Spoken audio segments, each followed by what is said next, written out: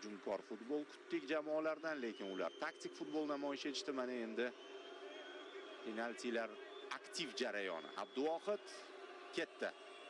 Birinchi zarbani qaytar va omad bilan boshlaylik.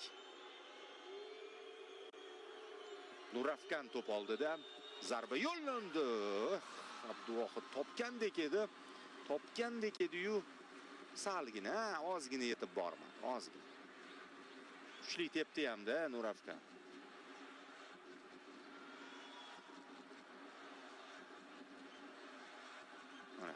Ozgina santimetrlar yetmadi. Bizdan Eldor Shomurodov boshlab beradi. Eronga qarshi avvalgi o'sha kaffadagi turnirda penaltidan foydalana olmagandi. Lekin undan keyin Turkiya chempionat to'purariga aylandi. Hozir zo'r formada.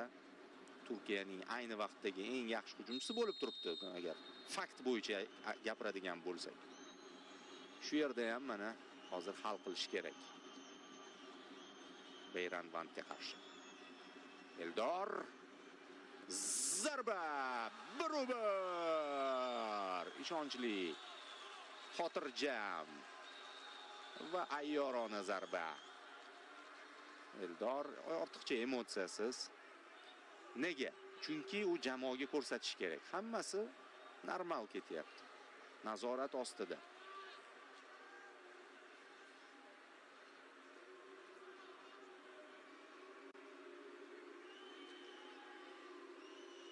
Abduvohidning navbati ishga kirishishga va Eron tomonidan Muhammad G'orbani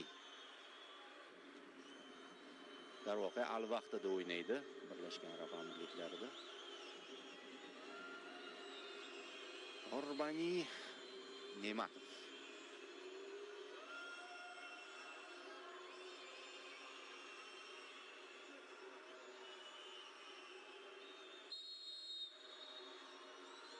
Hop.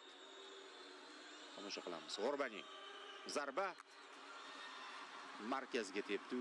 Abduvohid esa boyagidek nariga, ya'ni o'zidan chap tomonga sakradi. Sakrab bo'lgan edi hamki, ko'rdi markazga to'p kelayotgan. Lekin kech edi. Hop, Jamshid Iskandar, bu standartlar ijrochisi. Odatda shu klubda, terma jamoada maydonga tushganda ham standartlarni ijro etadi. Menimcha u ham ishonchli tepa olishi kerak. Chalg'ityapti Beyranband. Qarama unga Jamshid. Ruxsat berildi. Zarba. Iskandarov ham markazga ketdi. Bu ham markazga ketdi.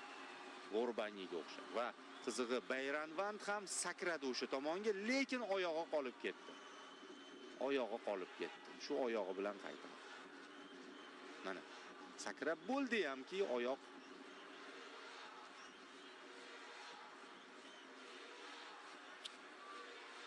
endi mayli, hozir hamma narsa Abduvohidga bog'liq. Hali imkoniyatlari bor. Ne'matovda Mahdi Abduvohid qutqarasan, qutqaradigan joyi. Va yaxshi, Ne'matov qutqarasan dedik, qutqardi. Bunday gapga kiradigan yigit. Qiyin vaziyatda sahnaga chiqdim. Juda ham zo'r. Pastki burchakdan olib chiqdi. Abdulla Abdullayev, himoyachi. Shu boy qizilli epizodda qatnashdi-yu, bu unutilishi kerak. Mana hozir yaxshi tepib bersa bo'ldi, unutamiz. Ruxsat bor. Abdullayev juda ham ishonch bilan tepyapti, pastki burchakka yumalatib. Taxminan Eldorga o'xshab, faqat bu tarafga. Nariga burchakka, pastki burchakka. Beyrand Vand chalg'itishga maksimum harakat qilyapti har gal. Shunga qaramasdan turib tepdi.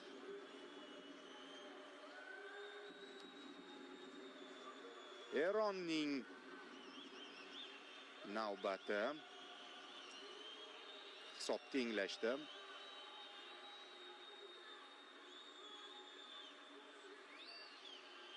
Top oldida Majid Husaynov. Bu ham Turkiyada o'ynaydi, Kayserisporda.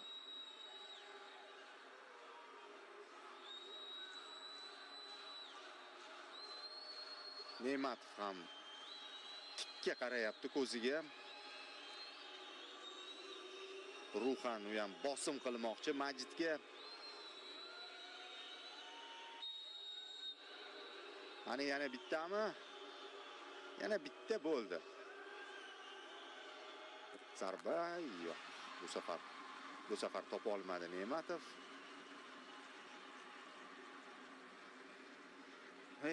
Eron bilan shuncha hayajonli o'yinlarni boshdan kechirib yetmaganiga yana penalti tepishyapmiz bular bilan.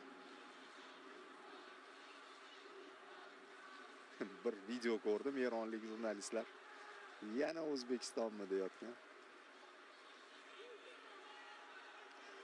Rustam Ashurmatov.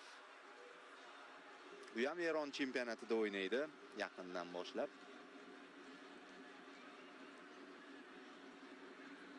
Istiqlol.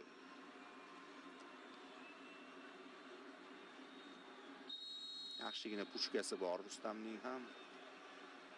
Ana Ashurmatovning zarbasi kuchli tepdi. Beyrand Vand yetib bora olmadi bu to'pga. Teng ketyapmiz. O'zaro o'yinlarimiz qanday o'tsa, penaltilar ham shunday o'tyapti. Sinxron xatolar, sinxron aniq zarbalar, hammasi teng-teng.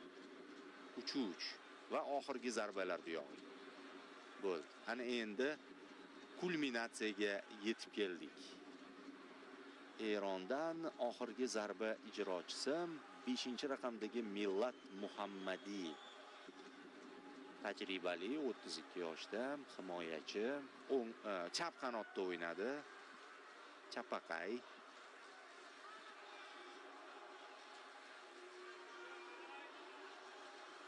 Mabodoga ma'lumot o'rnida.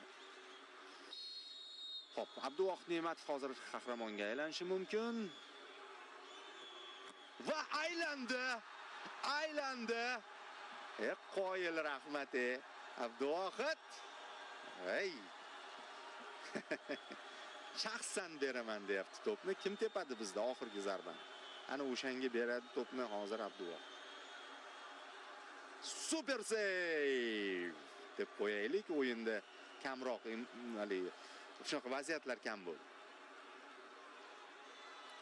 Akmal Mazgavoy, Birlashgan Arab Amirliklari chempionati vakili, Birlashgan Arab Amirliklarida bizga hal qiluvchi zarba bilan g'alaba keltirishi mumkin. Kayfiyati yaxshi, o'ziga ishonyapti. Beyrand Vand chalg'itishga qancha harakat qilmasin, Akmal sovuqqon futbolchi. Ishonamiz. Zarba! Gol! Yana yutdik Eronni. Ketma-ket ikkinchi marta penaltilar seriyasida, lekin o'sha qizil bilan yanada bu g'alaba yoqimli bo'lyapti bizga. Zo'r tepdi. Akmal Mazgavoy chiroyli nuqta qo'yib berdi. Bu o'rtoqlik turniri, lekin mayli bu ham bir yutuq. Eron ustidan erishilgan har qanday g'alabamiz yutuq. Va mana milliy jamoa futbolchilari, shtab a'zolari hamma birgalikda g'alabani nishonlamoqda. Abduvohid albatta, Abduvohid Ne'matov. Uning muhim pallada sahnaga chiqishi Fabio Cannavaroga bir kichik boshlanishiga kubok olib kelmoqda. Al-Ayn kubogi. Tabriklaymiz g'alaba bilan. Eronga har doimgidek respekt, yaxshi o'yin uchun biz hurmat qilamiz. Azaliy raqib bo'lishiga qaramasdan bu jamoa baribir Osiyoning bizga yaqin bo'lgan mamlakatlarida. Shukurullo Ashirov, Sarvar Tajiyev, shtab a'zolari, doimiy terma jamoa administratorlar Jamoliddin Salihov, Davron Ahmedov, kim yana bu yerda kadrda? Ko'rganimiz, ulgurganimizcha tanishtirdik. Endi butun shtab mana jamoa menejeri Shohruz Xo'jayev, Fabio Cannavaro, tabriklar.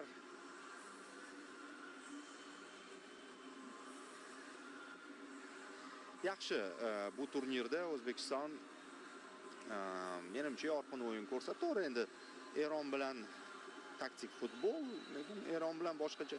O'zi reportaj davomida aytdim-u, Misr bizga qulayroq